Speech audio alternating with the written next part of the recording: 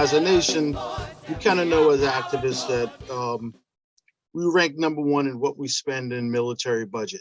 But even if we rank number one, we rank number four global wise in poverty. If we look at the criminal justice system, if you're a minority, you're 6 times more likely to be incarcerated.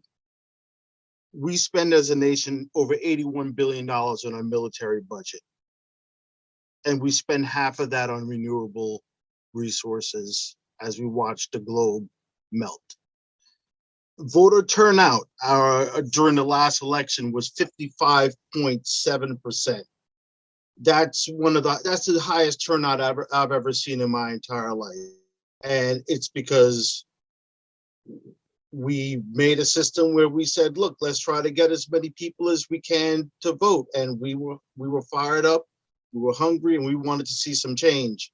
And people showed up. More than half of everybody that was registered to vote showed up. And after that, now we're starting to see more gerrymandering.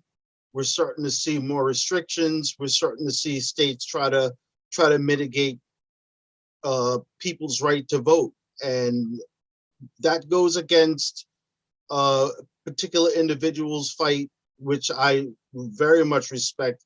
Historically, John Lewis, as a civilian, put himself on the line and put his life on the line and made himself into a symbol nationwide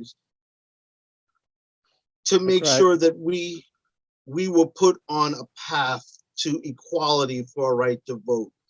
And that bill in 1965 is still being fought for today. So if we're still fighting for that bill today, have we ever really had full access to the right to vote? We have to fight for it tooth and nail every single year, every single election. And we are coming up to the midterms right now. And I'm not going to start going after certain politicians. We got two people really holding back the wheels of justice right now and moving forward with a 60-40 instead of a 50-50, 50+1. And if that's the way we're going to start grinding down the wheels of democracy, then how much more fighting do we have to do to reach equality? That's a lot of fighting we got to do. We welcome you to the launch of the Mass Poor People's Low-Wage Assembly and Moral March on Washington, D.C., June 18, 2022. And we need to do it with the biggest actions possible. Because we know the only scarcity is the moral will to do what's right.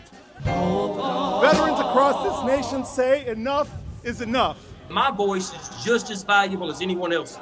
We need the third Reconstruction. We have an immoral system run by immoral people. But together we fight. And we become an agent of change. We're rising up to demonstrate the compelling power that we, poor and low-income people, have to reconstruct society from the bottom up. It's time for a change! We are people of resilience.